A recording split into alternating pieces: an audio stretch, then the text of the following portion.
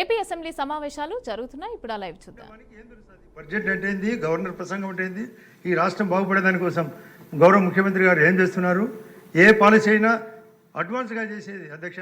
ఈ 8 నెలల్లో ఎన్ని జరిగినది ఒక పుస్తకం రాయొచ్చు అధ్యక్ష. ఇప్పుడు నిన్న గవర్నర్ గారు మాట్లాడేది 86 పేజీలు అయితే డబల్ పేజీలు రాసి ఎంత ఉంది అధ్యక్ష. ఆయన కూడా గంట 10 నిమిషాలు చదవడం జరిగింది. ఇటువంటి ఈ యొక్క ధన్యవాద తీర్మానంలో చాలా విషయాలు పొందుపరిచిన ఈ యొక్క మా గవర్నమెంటు, నా గవర్నమెంట్ అని కూడా, అవర్ గవర్నమెంట్ అంటే గవర్నమెంట్ సెంట్రల్ స్టేటు, నా గవర్నమెంట్ అంటే మన స్టేట్ గవర్నమెంట్ కూడా అన్ని విషయాలు చెప్పినాడు అధ్యక్ష. ఇండ్లు ప్రత్యేకంగా కావాల్సినంత మందికి ఇండ్లు ఆయన అంటాడు 31 లక్షల ఇండ్లు మేము ఇవ్వాలనుకుంటే మీరు ఇవ్వలేదు అని. అర్హత ఉంటే ఈ ప్రభుత్వం సెంట్రల్ గవర్నమెంట్ సహకారంతో ఎంతమందికి కావాల్సిన ఇండ్లు కూడా ఇచ్చేదానికి ఈ ప్రభుత్వం సిద్ధంగా ఉంది అధ్యక్ష. టాయిలెట్లు కావాల్సినంత ఇచ్చినారు. త్రాగునీళ్లకు జలజీవన్ మిషన్ మరియు అమృత్ స్కీమ్, మున్సిపాలిటీలకు అయితే అమృత్, పల్లెలకైతే జలజీవన్ మిషన్. నాట్ ఓన్లీ త్రాగునీరు మరియు మురిగినీరు కూడా. మురికి నీరు బయటకు పోవాలా, త్రాగునీరు లోపలికి రావాలా. అందరికీ కావాల్సినంత మందికి గ్యాస్, కరెంటు 160 గిగావాట్ల కరెంటుకు మన స్టేట్లో రాబోతుంది అధ్యక్ష. అందరికీ గౌరవ పవన్ కళ్యాణ్ గారి ఆధ్వర్యంలో, ఇంతకుముందు లోకేష్ గారి ఆధ్వర్యంలో స్కీమ్ పరిగెత్తింది అధ్యక్ష. నేను అంతకుముందు కూడా నేను మంత్రిగా ఉన్నప్పుడు ఆయన సమక్షంలో చెప్పడం జరిగింది. పల్లె రూర్బన్ స్కీమ్ కింద పల్లె దోమపోటు ఉండదు, దుమ్ముపోటు ఉండదు, దొంగపోటు ఉండదు. అటువంటి లేకుండా రూర్బన్ స్కీమ్ను కూడా చక్కగా అమలు చేసినాడు అధ్యక్ష గతంలో లోకేష్ బాబు గారు. ఇప్పుడు కూడా పవన్ కళ్యాణ్ గారి ఆధ్వర్యంలో 4500 కిలోమీటర్లు, 3000 కిలోమీటర్లు పైగా పూర్తయినాయి. 1500 కిలోమీటర్లు మార్చి 15 లోపల అది కూడా పూర్తయ్యాయి అధ్యక్ష. బిల్స్ కూడా కరెక్ట్గా సిస్టమేటిక్గా ఇస్తున్నారు.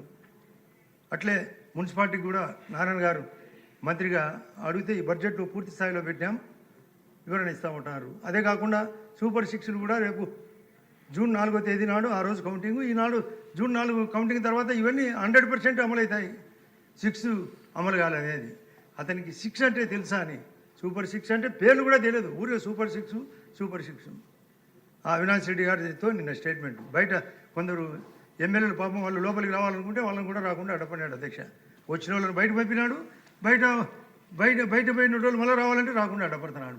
ఇక్కడ వాళ్ళు బయటికి, బయట వాళ్ళు లోపల రాకుండా అడ్డపడడం. ఇటువంటి క్యారెక్టర్ ఉండే ఈ యొక్క జగన్మోహన్ రెడ్డి ఆధ్వర్యంలో ఈ పార్టీ, నేనైతే ఒక మీటింగ్లో చెప్పిన అధ్యక్ష, వైఎస్ఆర్ పార్టీ ఒక చెట్టు అనుకోండి, దానికి వేరు పురుగు పట్టింది, అది పోతుంది. ఆ చెట్టు డైనోసార్ మాదిరి పోయేదే.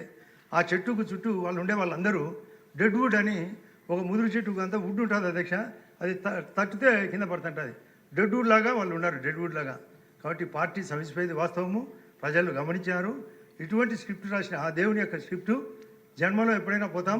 ఇక్కడ రాజ్యాంగం రీత్యా అతను రావాలా, ఇక్కడ ఉండే చర్చలు పెట్టాలా, ఈ రాష్ట్రం బాగుపడాలా. మేము ఈ యొక్క ఉమ్మడి పవన్ కళ్యాణ్ గారు, గౌరవ ముఖ్యమంత్రి గారు మోడీ గారి ఆధ్వర్యంలో ఈ రాష్ట్రం బాగుపడడానికి ప్రతి స్కీమ్కు, అదే కాకుండా అధ్యక్ష మొన్ననే నీతి ఆయోగ్ ఒకటి ప్రకటన చేశారు అధ్యక్ష. నీతి ఆయోగ్ ప్రకారము పూర్వోదయ అనే స్కీము కింద మన రాష్ట్రం కూడా సెలెక్ట్ అయింది. కావాల్సిన ఇరిగేషను, కావాల్సిన ఇన్ఫ్రాస్ట్రక్చర్ ఇచ్చేదానికి సిద్ధంగా ఉన్నాం.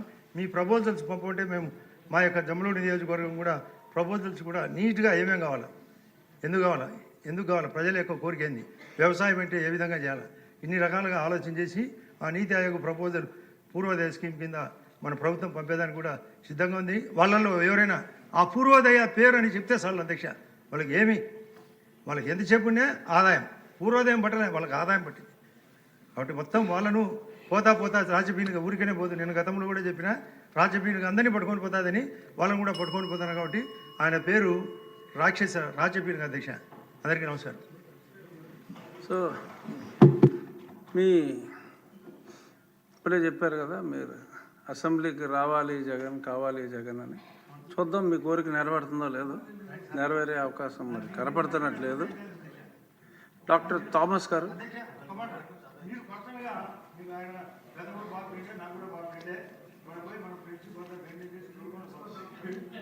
మీరు వెళ్ళొచ్చు, నాకు కొన్ని పరిమితులు ఉంటాయి.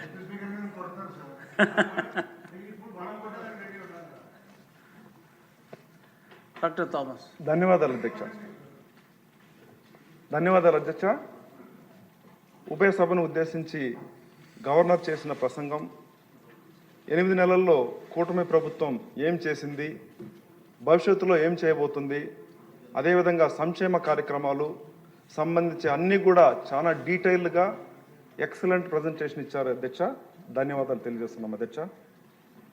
కానీ గవర్నర్ ప్రసంగిస్తున్నప్పుడు అడ్డుకొని పేపర్ తీసుకొచ్చి ఆయన్ని మాట్లాడకుండా పేపర్ చించేయడము ఇది కూడా చాలా పద్ధతి కాదు అధ్యక్ష.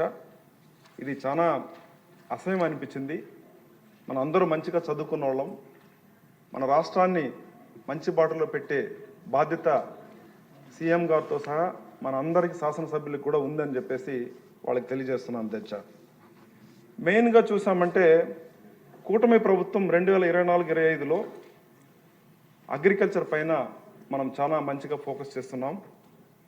ఇందులో చూసామంటే మనం ఈ 8 నెలల్లో మన వ్యవసాయ రంగంలో వృద్ధి రేటు చూసారంటే సుమారుగా 22.86 ఉంది అధ్యక్ష.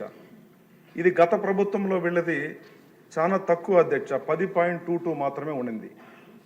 దీనికి చూసారంటే మెయిన్గా హరాస్మెంట్స్ ఆక్వాకల్చర్ రంగంలో కానీ వ్యవసాయ రంగంలో కానీ భూములను లాక్కోవడం, వ్యవసాయదారులను ఇబ్బంది పెట్టడం, ఇలా చేయడం వల్ల గత ప్రభుత్వంలో మన వ్యవసాయదారులు మంచిగా రాణి లేకుండా పోయినారు అధ్యక్ష.